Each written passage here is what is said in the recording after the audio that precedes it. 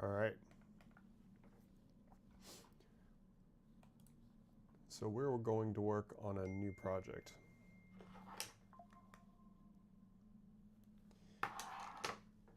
Once we get this shared, I'll talk about what that is.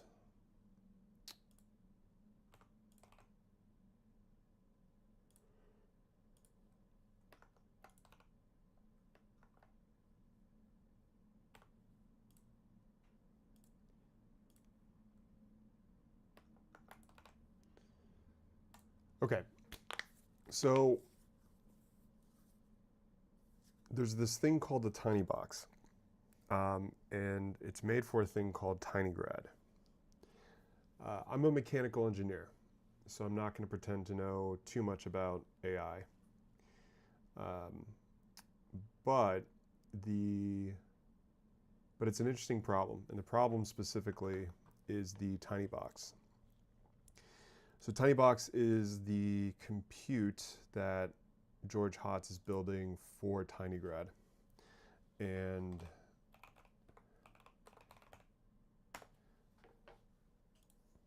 he's selling this. And I think this is a COTS enclosure, which means it's not optimized for what he's trying to do and what his team is trying to do. And I'm willing to bet we can do it better, the enclosure, than a COTS solution. And so what I want to do is go and try and engineer from scratch a open source version of an enclosure that you can fit a tinybox into that performs better and is cheaper than the current off-the-shelf solution that they have going on. And this will be fun because I haven't actually gotten to do any sort of electronics packaging or hardware type design for something like this. So you can learn more about it at tinygrad.org. This is going to be a little tricky because I actually don't have a tinybox. So I'm only going off of photos and whatever documentation I can find. And there isn't a ton of documentation on the box itself. But that's fine because I've sleuthed and found some photos and some specs of the motherboard. So this is what I've been able to find so far. It's pretty impressive. It's big. It's bigger than your standard ATX computer. Much bigger, because I think it has to fit 6 GPUs or something like that. They've got of the 7900 XTXs, the AMD GPU, they've actually got 6 in there. So that's why you see this giant enclosure. So I've actually designed an enclosure for myself before. And I managed to package a standard ATX motherboard and a 3080 Ti into a form factor with essentially no space left over, no volumetric space left over really. And I'd like to get somewhere like that here. And there's some reasons around that, and it's specifically around thermals, because I think relying on system airflow is actually not the best way for something like this. And we'll get into the thermal analysis later as to why that is. But the goal here is within, the next series of streams, design a version of this enclosure that is manufacturable using off-the-shelf components readily available from anywhere in the United States using on-demand manufacturing services like SendCutSend. So the idea is you can just click buy on the SendCutSend website and get all the parts you need, and then you just slap them together and get one of these boxes. Then you put in the tinybox itself, all the guts, but that's the goal. So I've actually got a list of to-dos here. And so we'll actually start cobbling together some requirements too.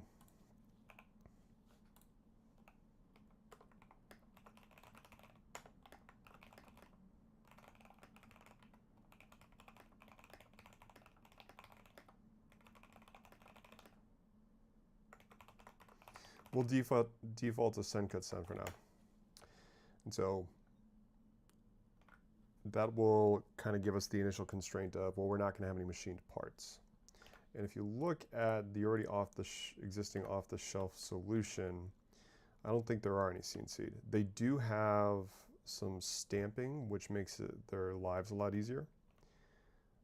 These details here, these beads specifically, these stiffening beads, are tooled, but I think there's a way to, I think there's a way to get around things like beading to get the stiffness in some of these members. So that's a good example of how this requirement is going to drive design, because the bead here seems great, but that isn't something that's specialized tooling essentially.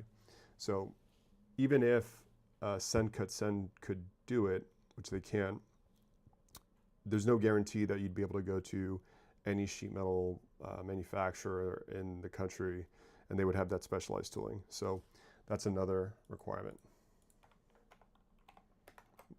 Must not use specialized tooling for sheet metal forming.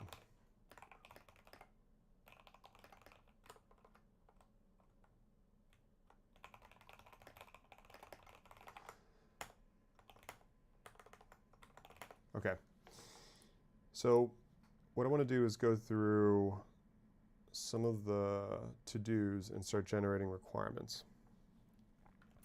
I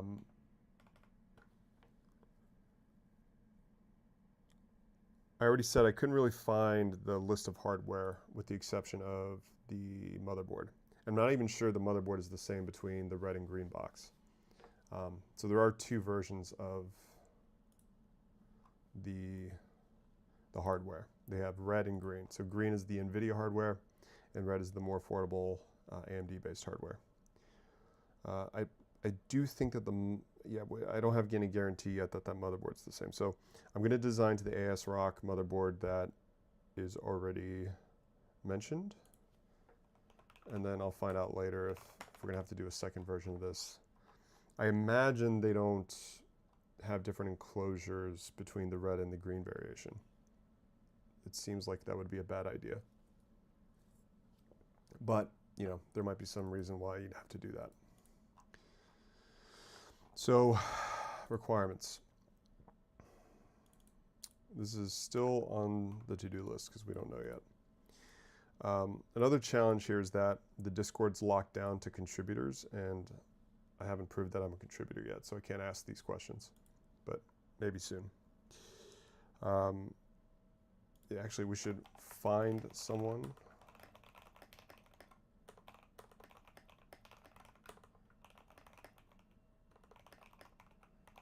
should actually find someone who has one so they can actually go and test this. So the system power is actually easy. I think they list it here. So they have two PSUs at, I think it was 1600 watts.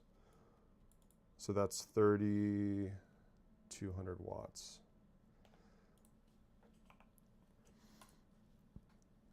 Actually, that's not a requirement. That's going to be just information.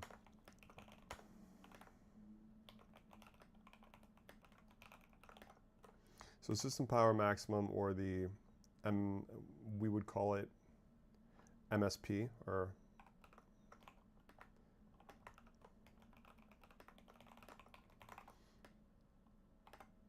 is 3200 watts. And that's because there's two 1600 watt power supplies.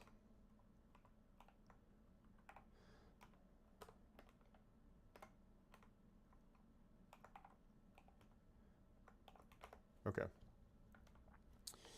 So that's the first one.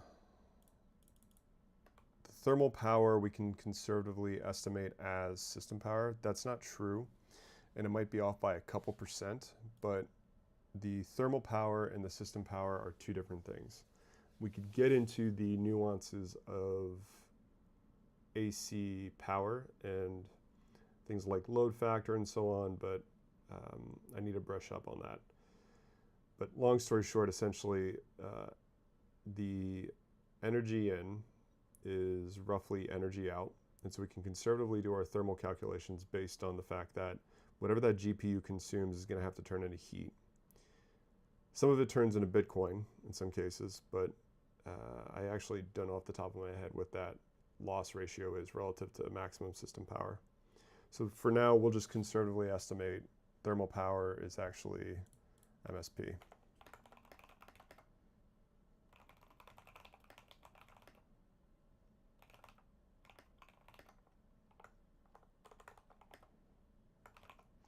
What I'm saying is, for every watt that goes into the system, that turns into heat. And we have to do something with that heat. Well, technically not heat, but you get it. So minimum viable form factor. This is actually going to be a function of MCOs. The mechanical control outline dictates what the actual components are in terms of volume at their MMC, or their maximum material condition. And so that helps us package the entire system within what will eventually be the enclosure. Speaking of enclosure, I actually have from a previous project that I worked on, actually the computer sitting next to me, the layout of a standard ATX motherboard's hole pattern in a sheet metal part alongside a standard, I think 100mm fan with its mounting holes, 110mm. And then the I/O panel that's adjacent to it, and then the accompanying card slots. So this is the kind of the baseline for what this will be. So component MCOs is going to be tough. First of all, we don't know what the components are. Outside of, I think we have the motherboard, we have the processor, which we're never going to see, but we will see the heatsink. I do think they mentioned the heatsink, but that isn't CAD. I mean, they don't have that CAD readily available on the website. Obviously, it's a consumer product, so why would they provide CAD?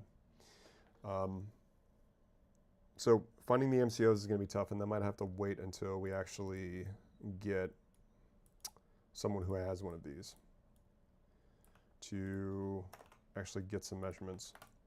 Honestly, I'd be happy with a point cloud. If you have a tinybox and you're willing to install a point cloud app, a simple STL file that has essentially the outline of the inside of the box would probably be enough for me to regress the rectilinear shapes from in a BREP representation, or essentially whatever you see here in CAD. But we need to find someone first. So that's a later me problem. That doesn't stop us from starting the thermal calculations and doing some rough layout based on the photos we saw. So another thing was, what was the original enclosure? So if it was a COTS item, it still is useful to find the information for that, because there might be additional information that the enclosure has that is going to inform the design. But generally speaking, enclosures don't do a really good job of explaining what exactly they're capable of doing. Or, I mean, for instance, one of the key things you really care about in an electronic device is thermal dissipation in watts, or the capability of thermal dissipation in some environment, say a room, a climate-controlled room. But these manufacturers aren't spitting that out. A, because there's so many factors at play that make that almost impossible to say. Like if you scratch your computer case, you actually impact the thermal performance of the case, believe it or not. So there are a million things that could go wrong. So that's one of the reasons why they don't do that. The other reason is because it's really hard to outline what the thermal performance of an enclosure is, because it's dependent on temperature. So in other words, if you have a cube of metal, and well, it's a function of temperature and environment. So if you have a cube of metal, aluminum for instance, and you heat it to a certain temperature and take the instantaneous measurement of the heat dissipation of the system, it will be much higher than it at a lower temperature because it's a function of temperature. So even quantifying it turns out to be more complicated than just some number. It's more than a magnitude. It's a magnitude along a curve, which you'd have to chart, which would be something like temperature, room humidity, or T infinity for the room thermal condition. And so when you look at aerospace applications, this is actually easier because if you're in Leo, you can pretty much assume it's T infinity because there is no room you're inside of. But once you get into the real world here, it's more difficult because your ability to dissipate heat is much higher in a cold room than it is out in the sun. So all those factors come into play. Anyways, all that to say that even if we find out what the part number was for the case they're using, we're not going to get a ton of useful information. We might just get information like, okay, here are the form factors of ATX you can fit in here, which would actually be useful because it would then give us a baseline of we want to support at least these 2 or 3 ATX form factors. So we don't have the enclosure part number yet. So we'll leave that alone. Next one would be thermal performance to benchmark against. I think I kind of have that. I did find an image, which is kind of hard to see here, and a mention, I think it might have been a tweet, where they were mentioning that their thermal soak was at 75 degrees C. And I think 75 degrees C, yeah, so that's standard for a computer, for like a desktop computer. It's like 160 degrees Fahrenheit. So that thermal soak, I think they mean is when you're at full load, churning through 3,200 watts. And I don't know how you burn the system at that capacity reliably, but essentially they've kind of given this to us by saying, okay, well, you're at 75 degrees centigrade.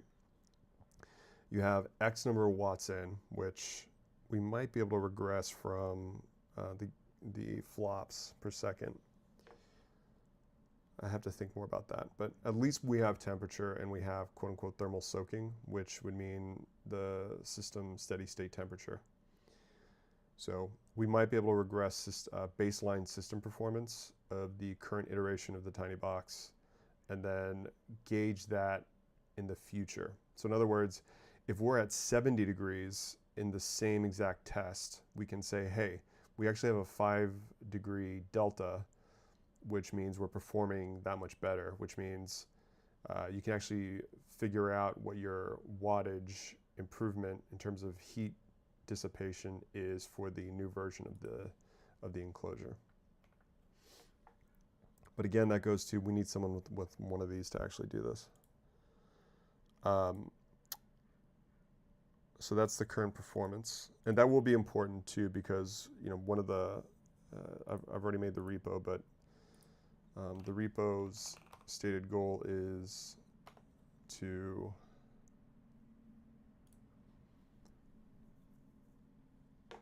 I don't have it pushed yet, but the goal is to, like I said earlier, be cheaper and better in terms of thermal performance. So we have hard requirements and soft requirements. We are currently going through those. We should actually name these.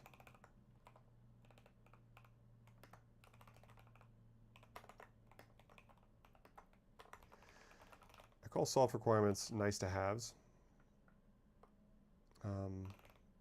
Yeah, call them nice to haves.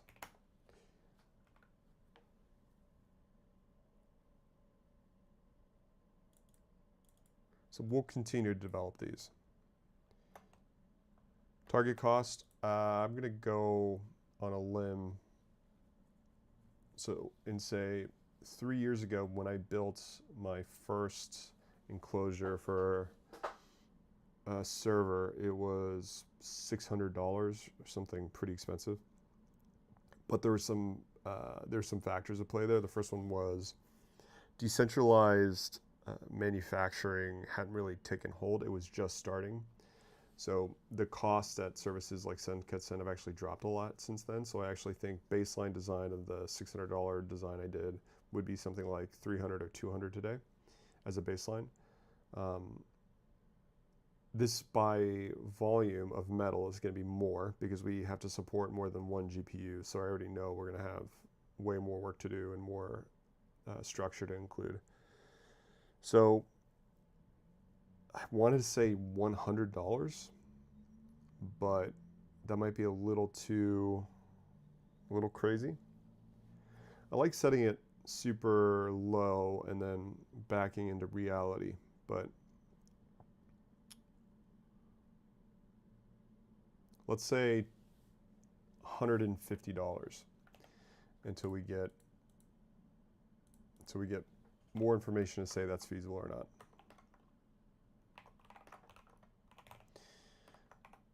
So that'll be the BOM cost. That will not include labor. That's just bill of materials, which would not include essentially assembly time. We're only looking at BOM cost here.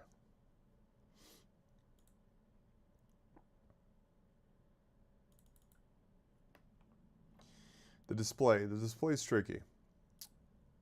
They have this fancy little display which reads out, I think, CPU utilization, IP address, a bunch of other stuff, which I thought was gimmicky, but then I realized it is probably nice if you have 10 of these in a room and you want to know which one is on the fritz.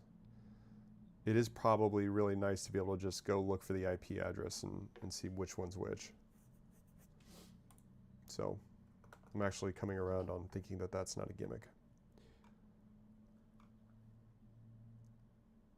So we're going to have to find out what that display is. So whatever this display is, you have to figure that out. They don't have, like I said, there isn't any repo or anything of the enclosure or hardware information. So again, that's probably going to follow after we find someone who has one of these things. Then, yeah, that's really it. We really are going to have to wait until we find someone with one that is willing to do some surveying and sleuthing for us. So in the meantime, we can get started on what we do know and give ourselves some work to do until we get the missing information. So right off the bat, let's just look at architecture. And actually, let's look at architecture after we check out the motherboard. I couldn't find out which form factor this is. It just says it has ATX power connectors, but I assume it's obviously ATX.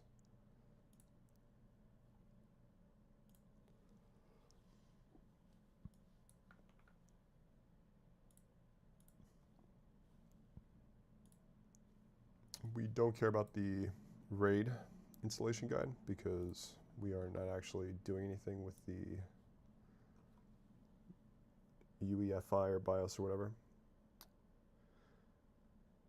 This is nice. This is that's an engineered drawing layout, so that's actually going to be useful. We can actually screenshot that and drop it into CAD if it's at scale. Oh, it is at scale. Great. So we can actually use this. We can actually drop this into CAD and build out our CAD. That's nice. That's really nice. So let's see.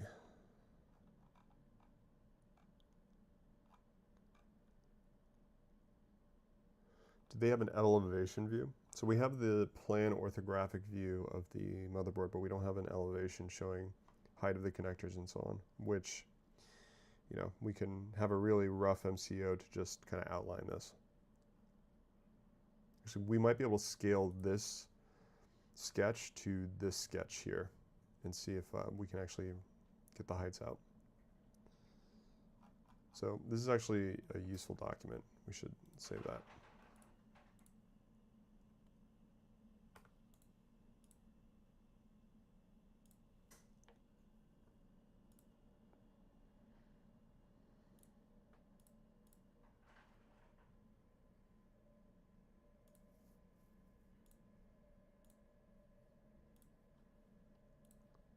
And the next one is the million-page guide.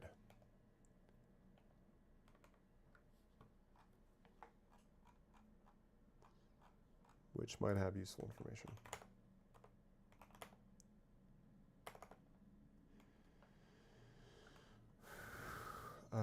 Doesn't say ATX once. That's suspicious.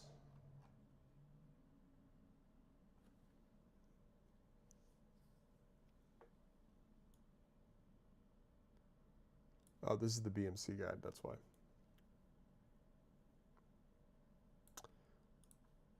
Here we go.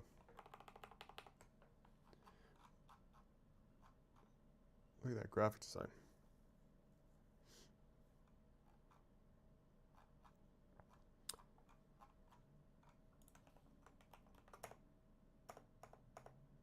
All right, I'm searching for ATX to see if they say which form factor the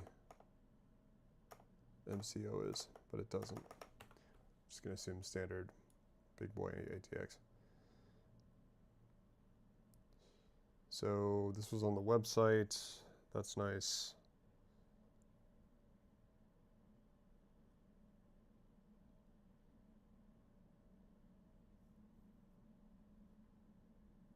Yeah, it's just standard. This is in the quick documentation, quick start documentation.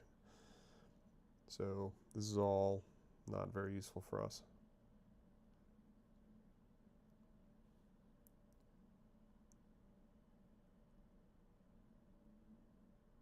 BIOS stuff. Is it still called a BIOS? I thought it was a UEFI.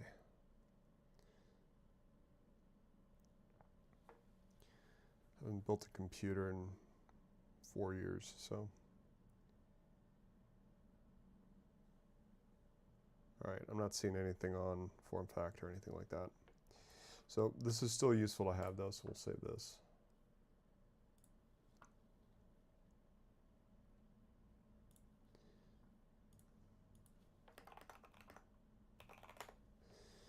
And then we will grab a screenshot of this, which we will use for developing the MCO.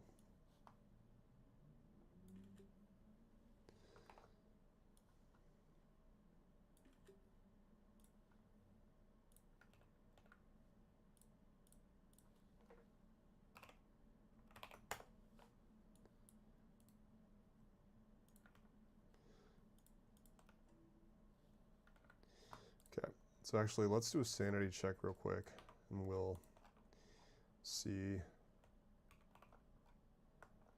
We can drop in the image and overlay it. We'll scale it and then overlay it, and we'll see if we'll see which form factor it is. We can actually figure that out, I think.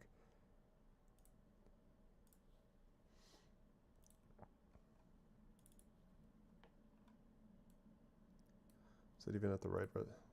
Yeah, it is. Okay. So let's see where that is. Oh, this is off in space. Where's my coordinate system? Oh, they're both off. Which one are you? Okay. Organize these.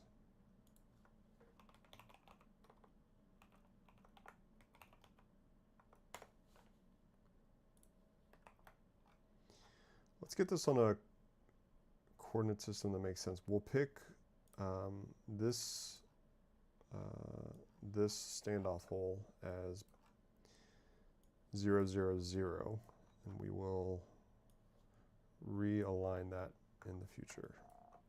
Additionally, I think it makes sense to be looking at this from the plan with a graphic view. We'll move this back over here, and we'll get started on checking this motherboard out.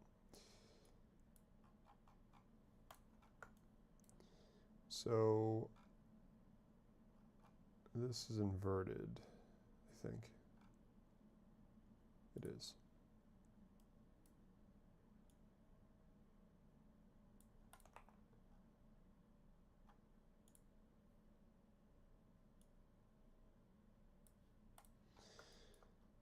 And I think that's right. So our I/O panel is here, so I actually want to rotate this 90 degrees.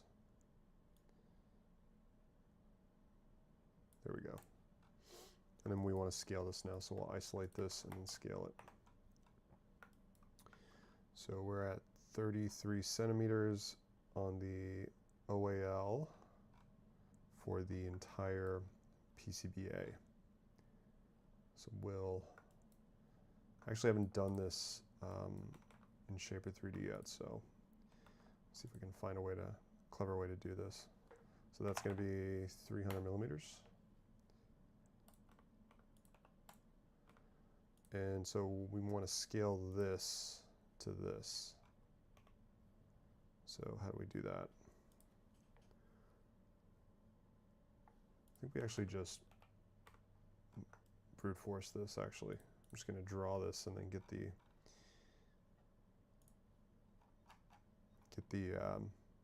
value to scale by.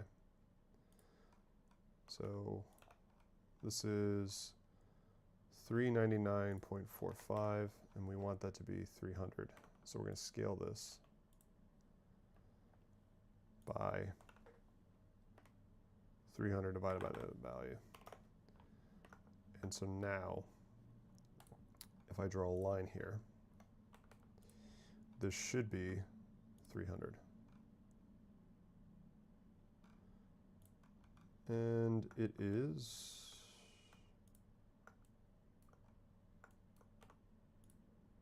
300-ish. That's fine.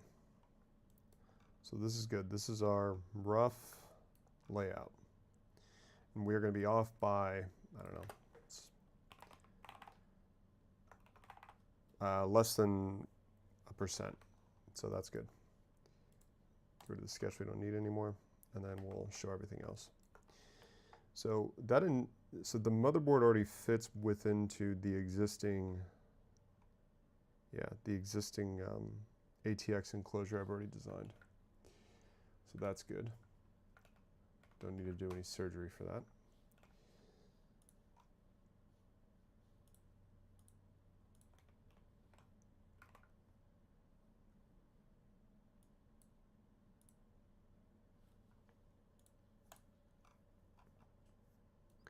So is it worth actually just drawing this?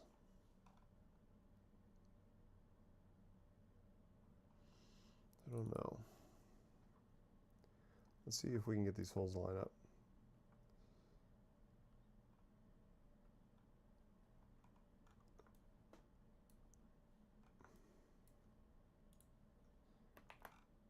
How would we do this? It's really hard to manipulate images like this. So we won't get it exact, but we'll get it close enough. So we'll move this fake hole to the real hole.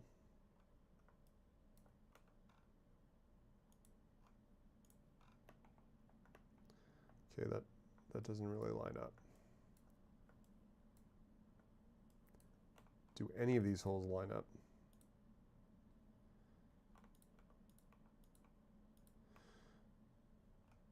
We're going to play a game of trying to find out how to align these, which is going to be fun.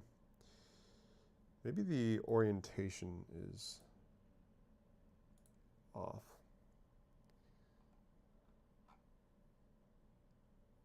See if they have any other information here.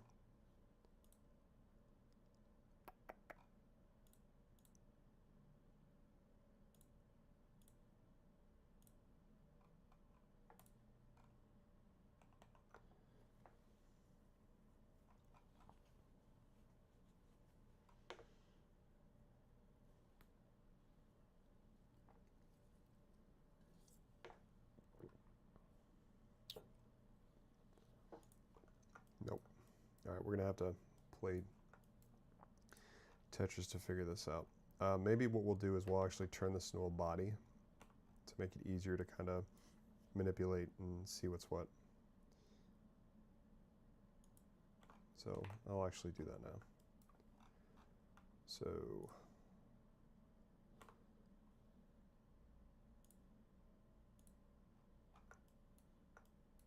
might be worth doing the holes first, but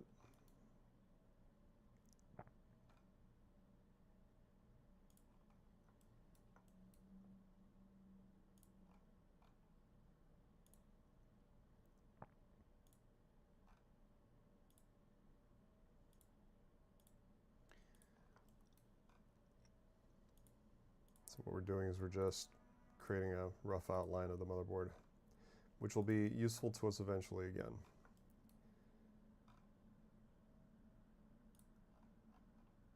And then we'll start cutting out holes.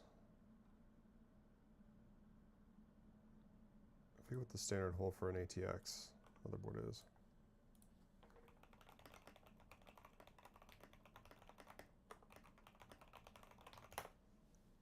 M3.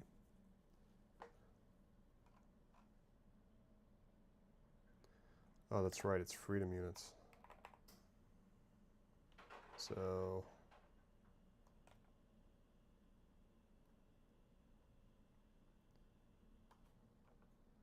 yeah, M3. So these have clearances, that's why they seem a little big.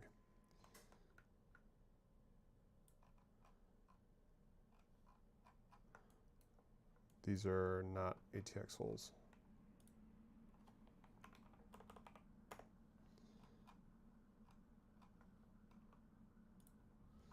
Actually, let's set a variable for that.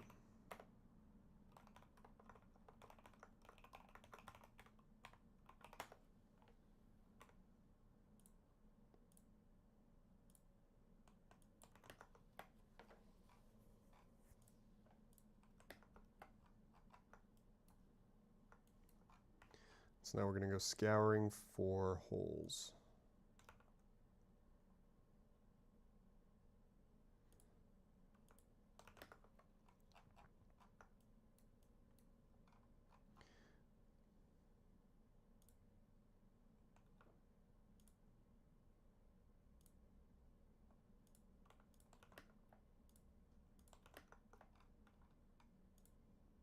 This one's a slot.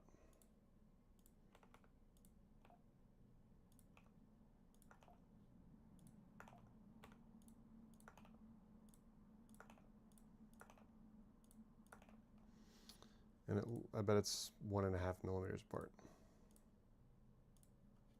2, I was wrong.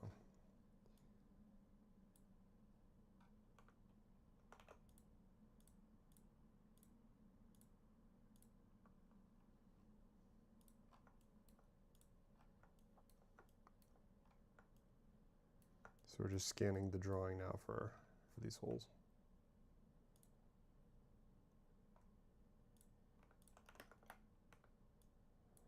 And not constraining them.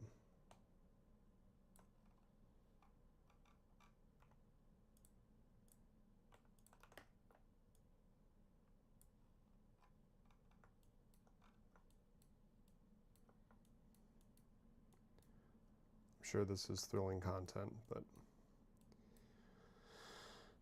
fortunately this is half of mechanical engineering.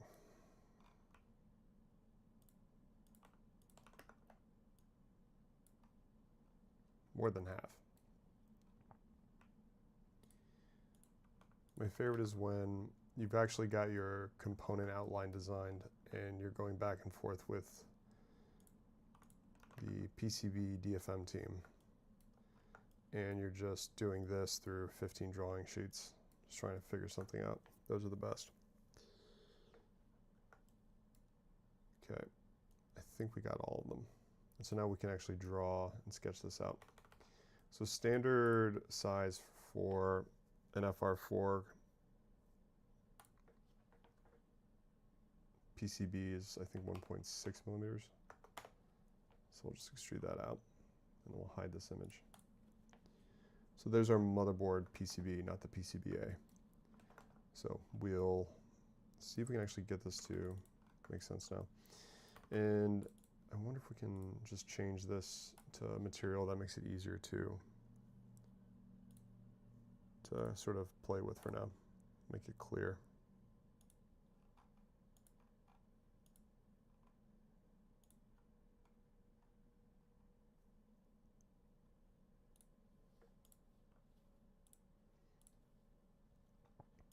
All right, so we want to move, we got to find a combination that shows these holes align with these holes, and that's when we'll know that this thing fits.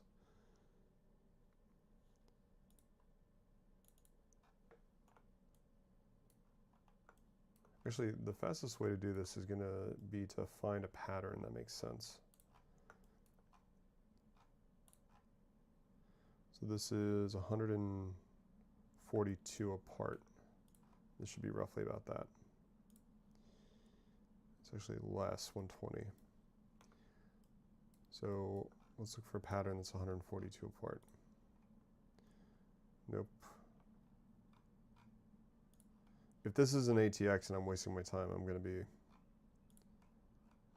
feel very stupid.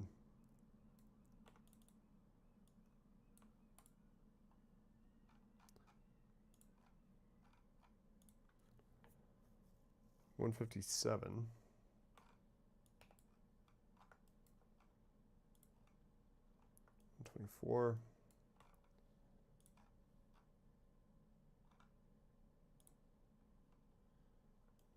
220. What is going on? I think it's got to be, I think it's this one to the top right corner.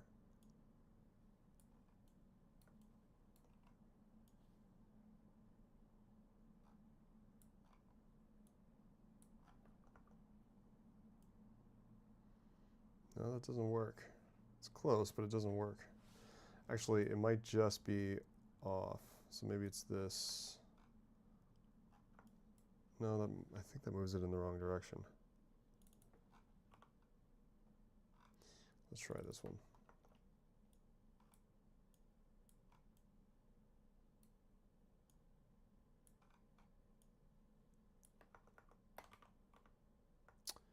That is close.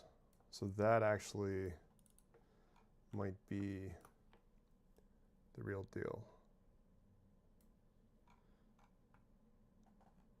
So if we were off in scaling, that would explain this.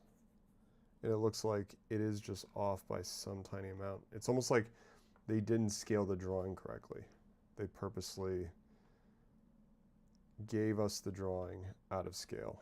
So that way we wouldn't be able to do what we're doing right now, which would make more sense than this drawing being off by 20% from a standard ATX layout.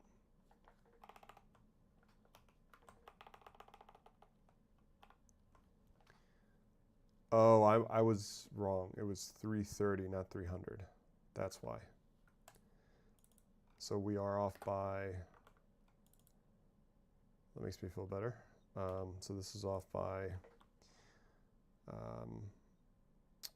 we're at 300 and we want to be at 330. There we go. Now it's going to fit.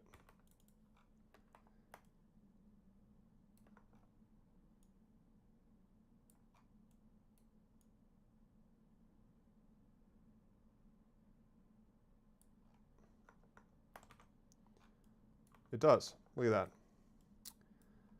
Okay, so we fit within a standard ATX form factor. Good to know. The big boy ATX form factor, actually.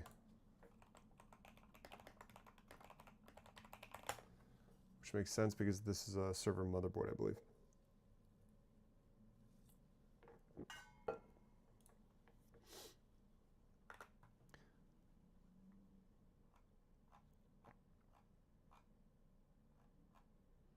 All right, so we were originally, maybe we are ATX or EATX.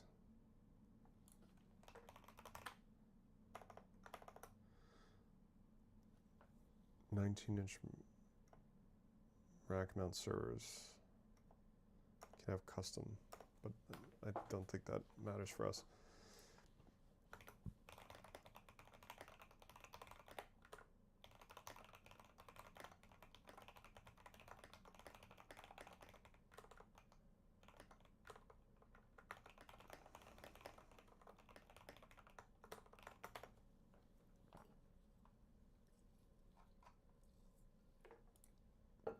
Well, that ChatGPT-5.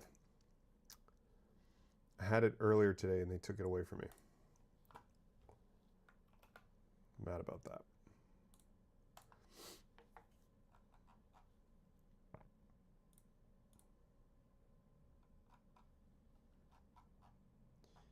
So let's see, it's 33 by 30.5.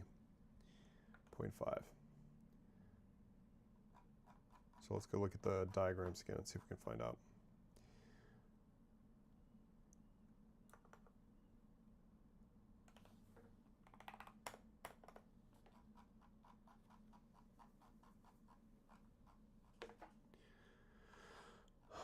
Yeah, they've got all kinds outside of even the diagrams here. So we're at 330 by, nope, 330 by 305. But this seems like some weird extended ATX standard. Okay, we're EATX. That makes sense. Yeah, EATX.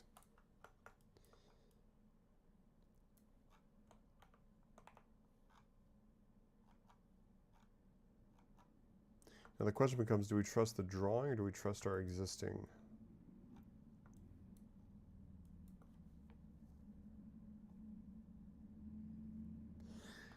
I wonder if we can actually import or find the diagram for this. EATX plan view.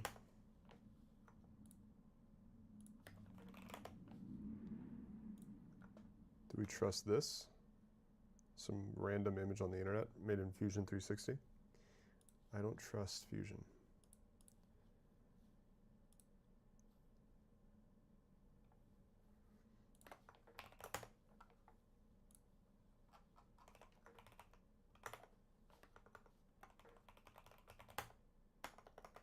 Nothing.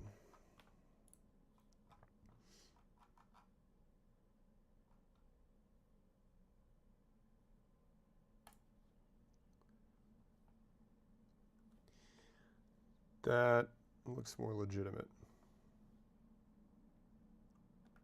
Let's watch an ad first, which I'm not going to do. So we have to add these 3 holes, essentially. And we can just, I think we can just take it out of this. I think we're going to be fine. I think we can just propagate the holes from the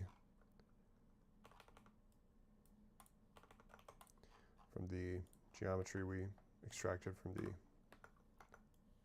drawing, and we'll validate later.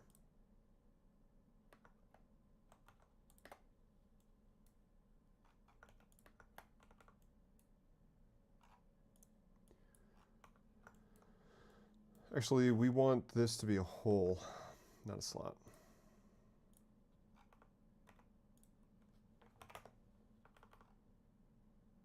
Because we're going to mount the standoff there.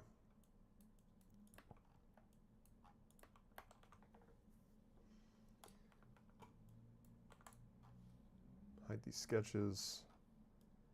We didn't pull our hole through. Oh no, we did. Just have to delete these redundant bodies. So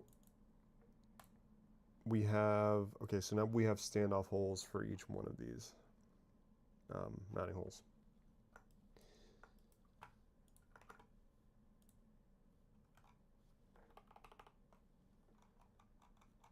So now we can double check this.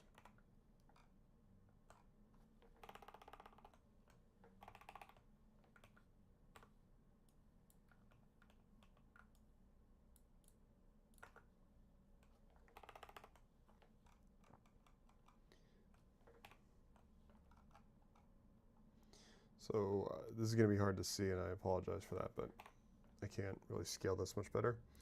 So we have 177.5 to this pattern.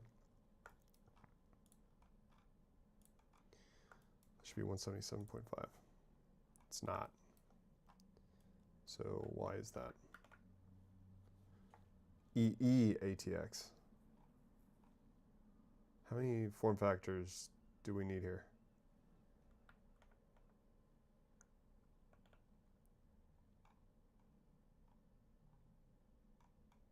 All right, this drawing is not going to work. We're going to go off of the schematic, and we're going to call it a day. All right, so we've got the whole pattern now in the enclosure.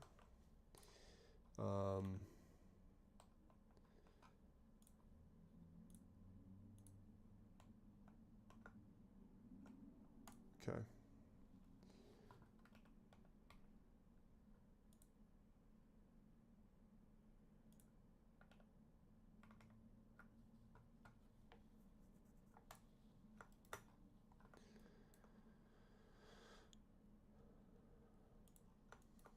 So we've got the motherboard. Standoffs are going to be, I think they're 6 millimeters high. We should actually source those standoffs.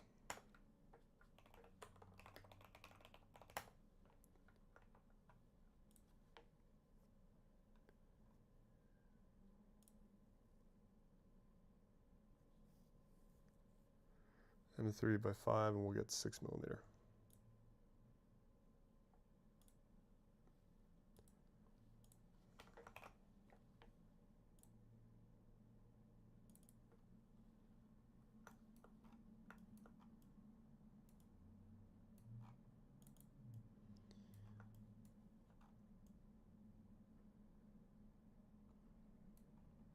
Yep. Okay.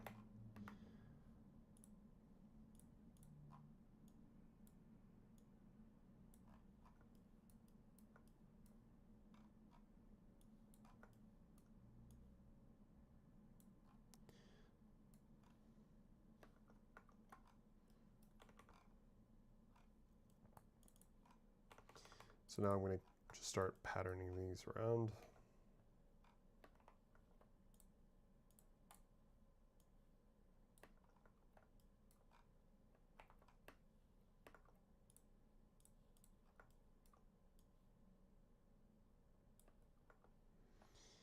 So this is going to be a thermal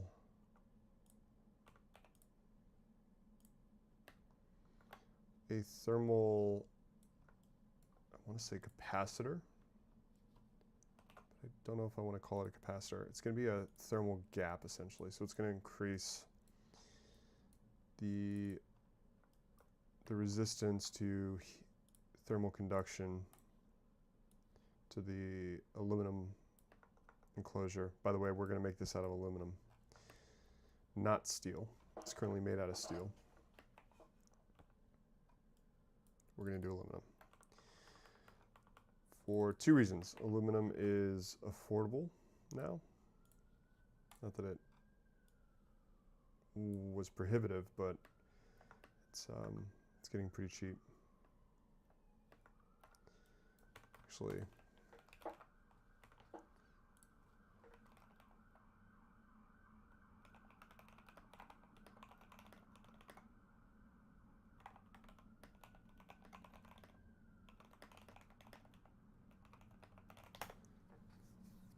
.1018 is a pretty readily available alloy.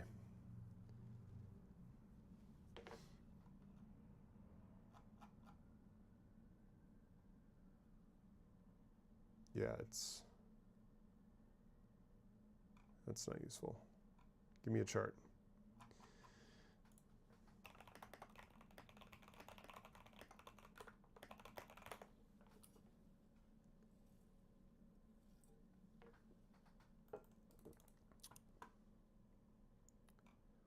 Well, this GPT isn't very good.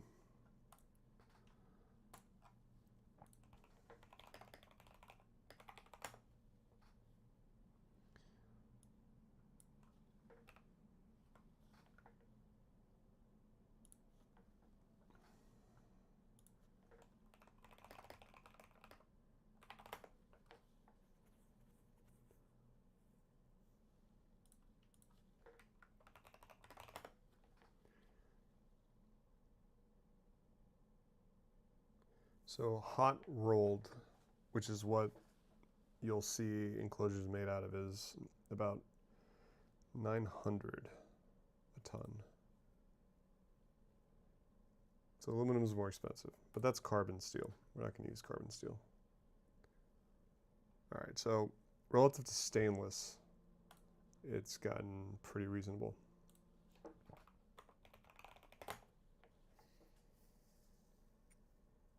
Yeah, it depends on the alloy. Anyways, so it's not that much more expensive. It's not cost prohibitive. And in terms of performance, aluminum is much better than steel. And the reason for that is steel has a lower thermal conductivity than aluminum.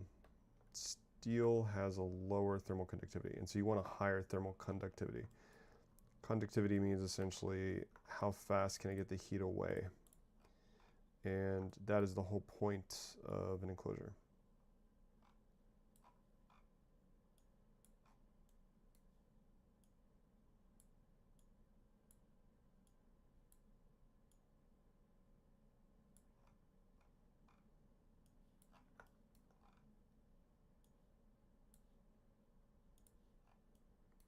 Okay, so we have the standoffs there now.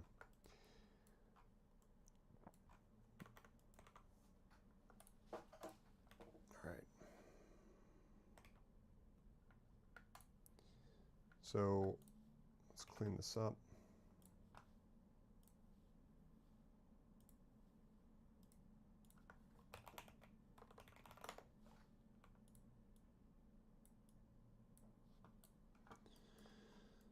And these are not going to make sense anymore because I don't think this motherboard actually has the PCI out here. What is that even called? I don't think I've ever seen this. It's a server thing, but I don't know what it's called.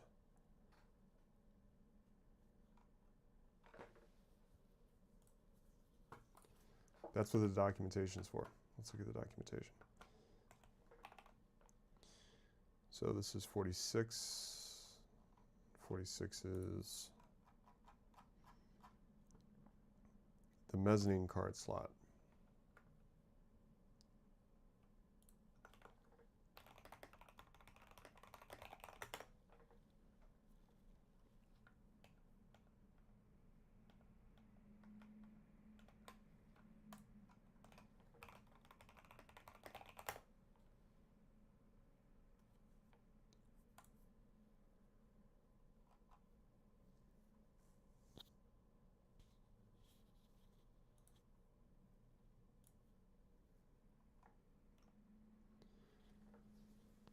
There's a standard.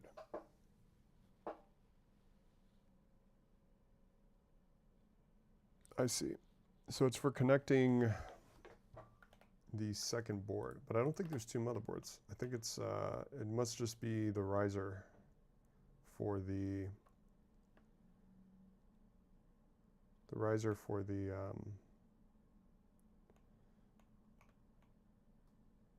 GPUs. Actually, it looks like it's, what is that? Has a fan? So it's a component. What are they putting there? There's no connectors going to it. So what is it?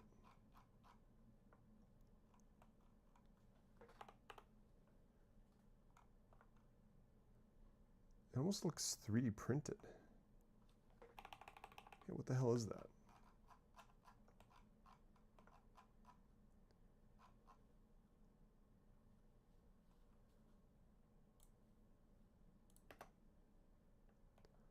Is it some like driver for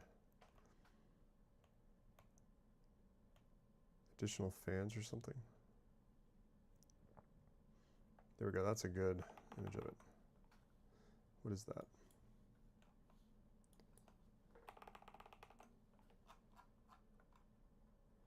So its expansion must be Ethernet. I bet you it's Ethernet. Why would you have to cool an Ethernet card? And I'm starting to think that's definitely 3D printed. So they ran into some heat issues with that, which is funny. I wonder if we can get a good photo of the back of the box so we can see what exactly that I/O is.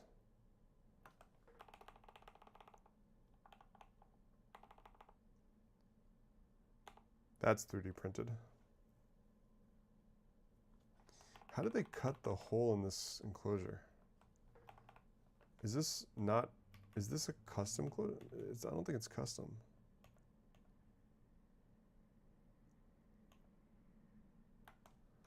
Thought for sure this would be off the shelf.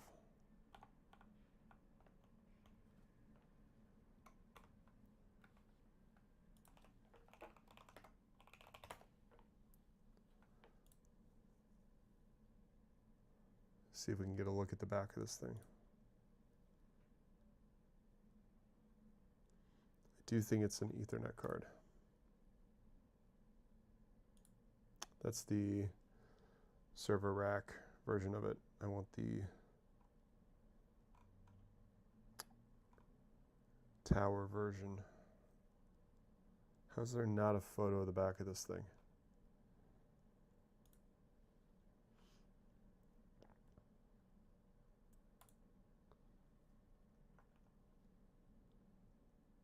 Yeah, more server stuff. Maybe it's called out in the specs over here.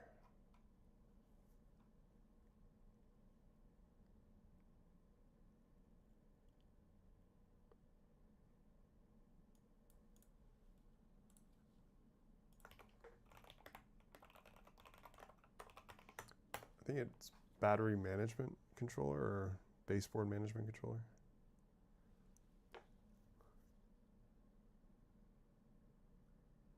Ah, okay. So this is like a tiny pilot. That's cool. I didn't even know these were like standard for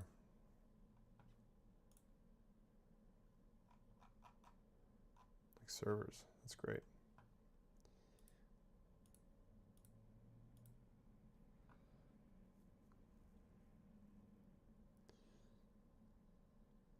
Oh, we should set this as a requirement, less than 50 dB. Yeah, that should be a requirement.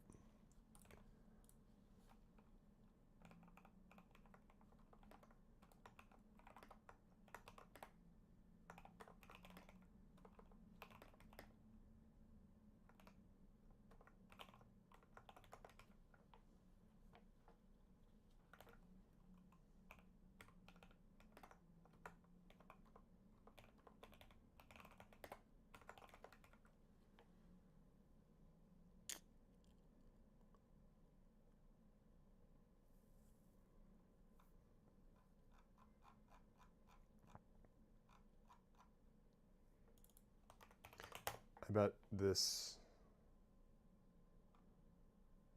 is that mezzanine card.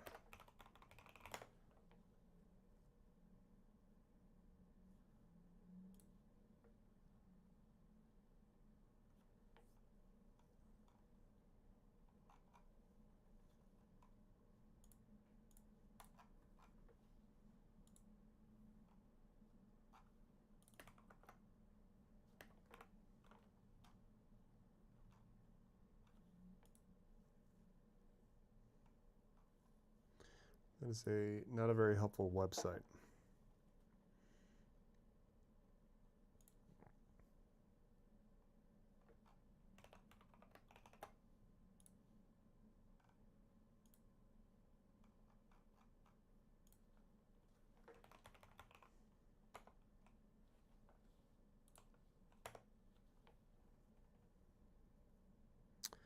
Looks like it's just a controller on the motherboard, so it isn't that mezzanine card connection.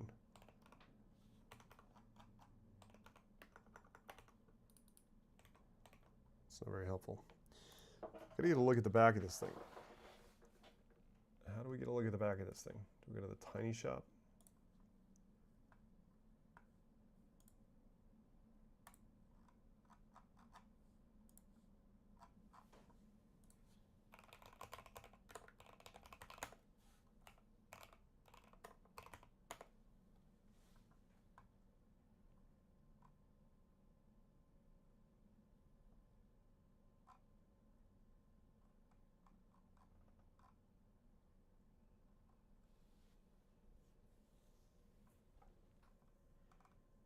Yeah, I don't know.